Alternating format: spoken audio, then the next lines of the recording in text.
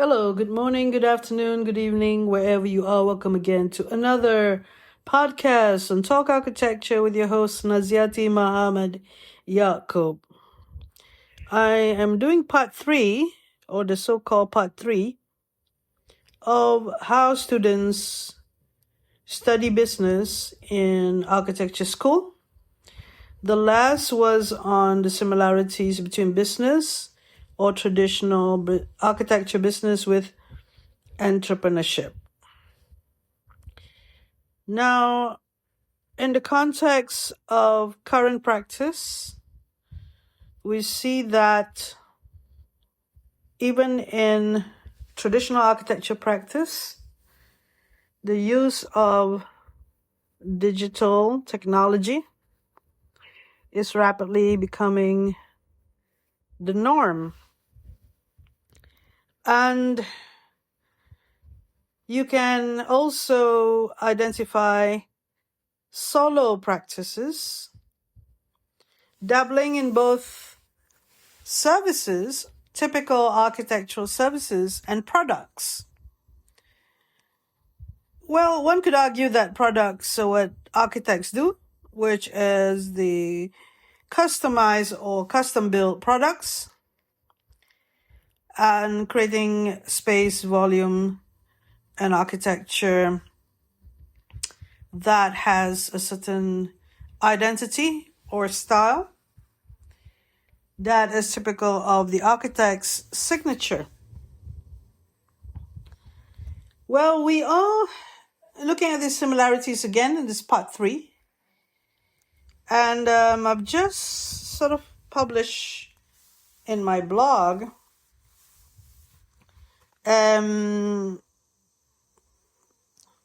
something to do with constraints, using constraints in order to get things done, rather than just perpetually thinking of ideas and not having constraints to assist. And I was reviewing what I am doing myself. I'd like to explain a few things using myself as the example. It may not be the greatest example, but for the purpose of discussing about using constraints to get things done, this will do. What I mean is my examples is good enough. You know, the way I work these days, I've been consciously working in constraints. My problem is that I have a lot of projects at hand, so my constraints need to be more constrained. Otherwise, everything just spins out. Let me tell you about the 3 main activities that I'm doing right now and how I use constraints in each of them. Well, the most obvious one is this podcast. Since April 2020, I've managed to produce episodes and not, shall we say, miss out every month. There could be one month where I missed out on publishing, but all in all, it's kind of good that until 2026, I have managed to consistently produce podcasts every month. I know that I need to talk about education, but of course I talk about disability and practice in architecture. So what happened is my constraint is technical and financial. I pay a certain amount, $18 per month, and I need to get podcasts out within that subscription every month. I haven't changed that, where I still pay $18 per month, and there is a certain amount of hours that I could do my podcast. In this case, 3 hours, meaning I could do 6 podcasts for about 30 minutes each. So what I do is I try to fulfill that constraint. As a result, it's not saying that a podcast is wildly successful or anything, but it does the job of fulfilling my goal to have a podcast, to be a podcast host, and to be able to put that in my CV. It fulfills that need to profess. Having been retired in 2022, I saw the need to continue with this because I can always profess, and I consider this endeavor helping me to get a job in academia, be it as a professor adjunct or as a consultant. I hope so. And in general, it helps with my consultancy too, which is another thing I'd like to talk about. So in summary, I use constraints in the product that I do, which is audio files that people listen to via podcast platforms, linked to the host for $18 a month. Therefore, I believe the value is there with regard to the investment in the long run. I mentioned about my consultancy. So this is the second part of this podcast where I talk about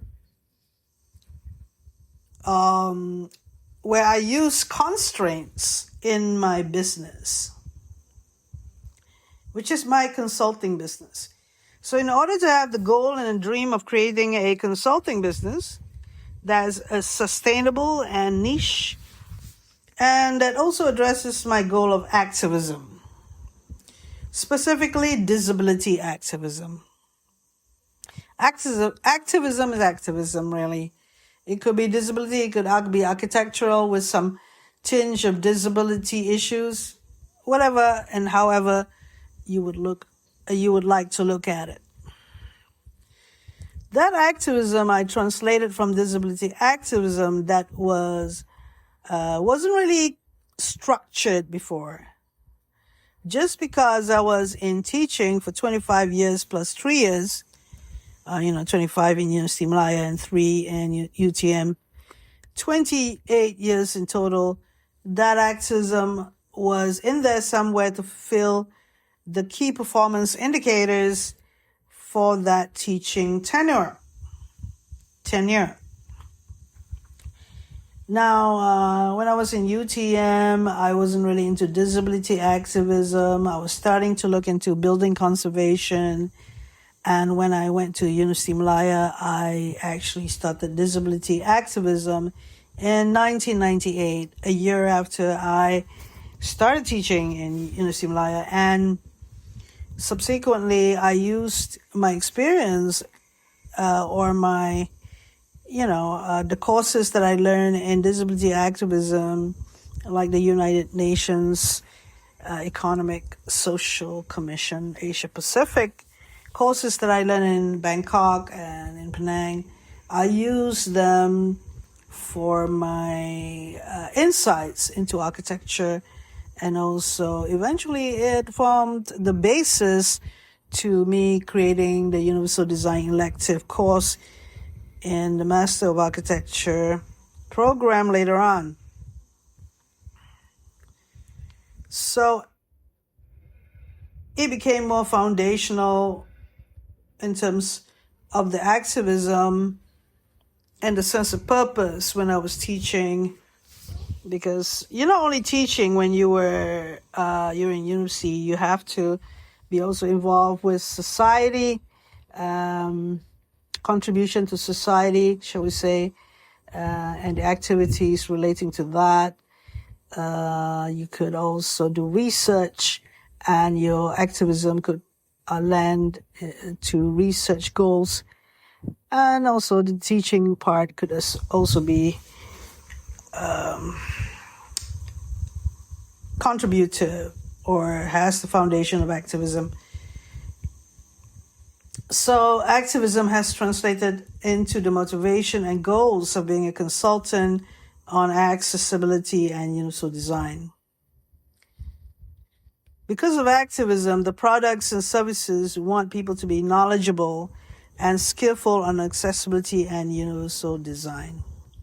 So it led to me being a consultant, me having the products and services to train people.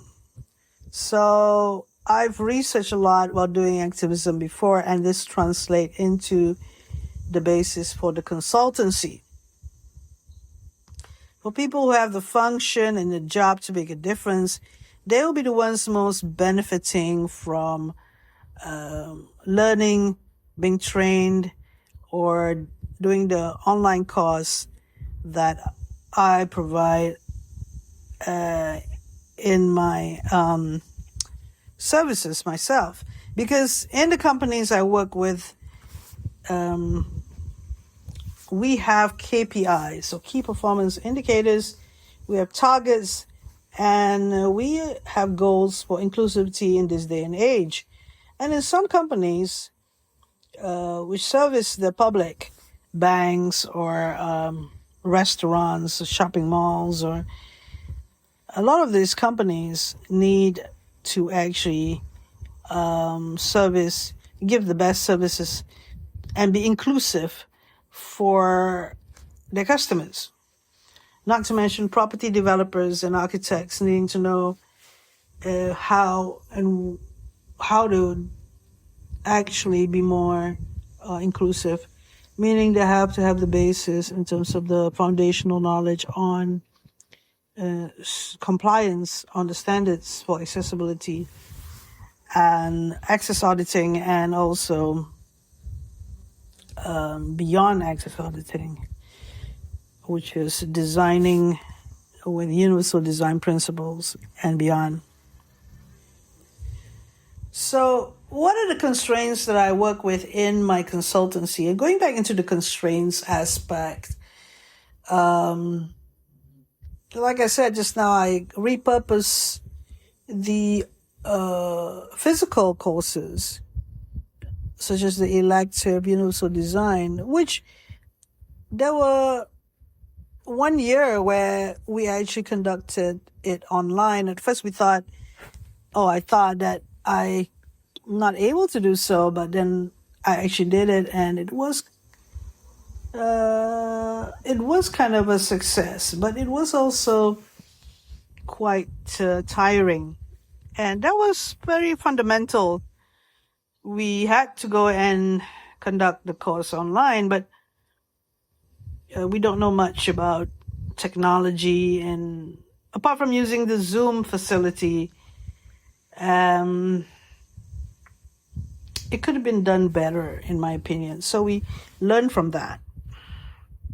So that other constraint is innovating and recycling or repurposing my online course. Subsequently, I did a beta version of the online course. Invited 6 participants, and it was appreciated.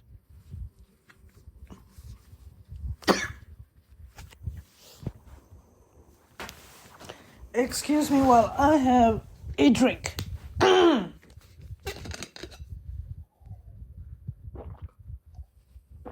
Thank you for waiting. So the recycling or repurposing of my online course. To do an online course based on my physical courses that I did in Master of Architecture, like the Universal Design Elective, I took the content of what I taught them and also other things I've done from the very beginning, which is very beginning meaning in earlier times when I was teaching, when I was learning about access auditing from United Nations courses. So ever since 1998, because I learned about that when I was a non-handicap environment participant and trainer for UNESCAP. On this day and age, at this age, I'm no more in my 30s. So going forward to see whether I could make something out of the next 10 years after 64, I realized that I need to repurpose a lot of things. And the constraints for my business is that is a one-person business. I do the marketing, I do the sales, I do the content creation, I am the manager, I do a lot of stuff on my own. Well, sometimes I pay a bit of allowance for others to take videos or something like that. But it's challenging to do alone. Still, I like to make it on my own first and do trials and errors and learn from mistakes before I can sell it, before I can bring in the collaborators.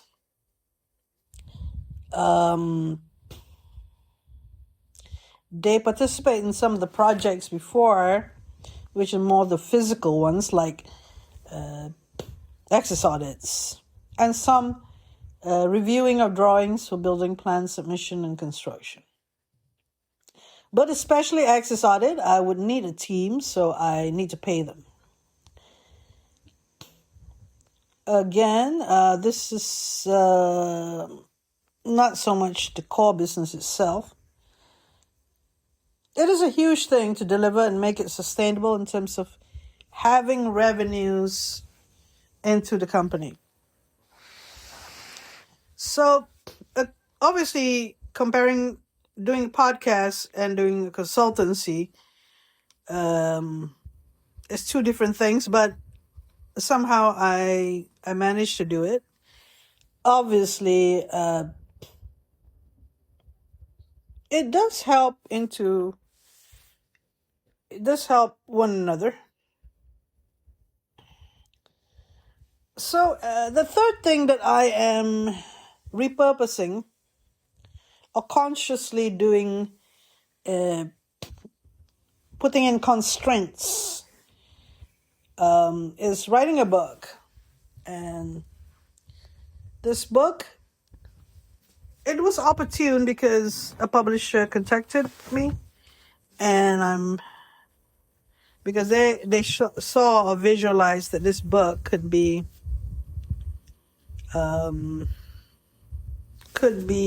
popular or could be something people like. They also probably have read my blogs and listened to my podcast.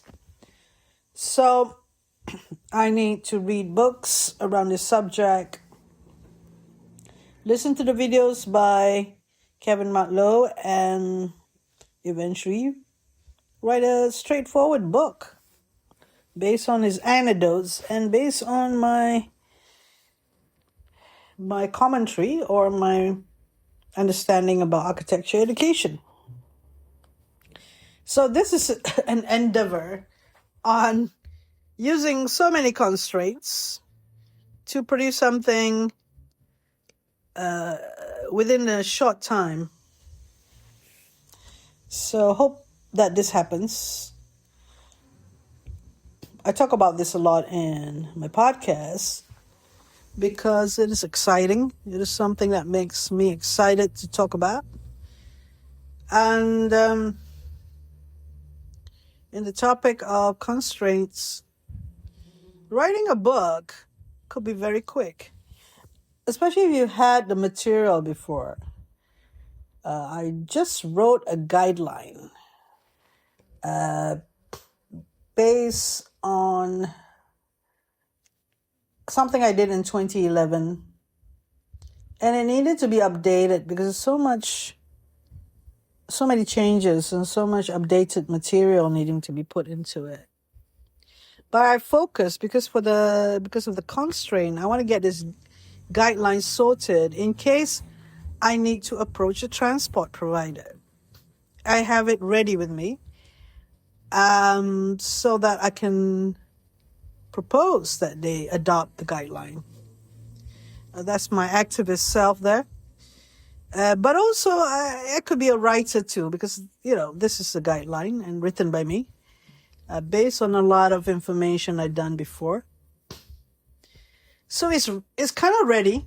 Only the images I need to update. And it is based on the latest standards and practices. And having the chance to go to Singapore was very insightful and beneficial to update this document, which is a guideline. So the third thing is to do a publication to set the constraints so that you could have something available in a short time or readily available to be part of your own set of work and writings that could assist with it could be also assisting in making content, marketing content and other things as well, apart from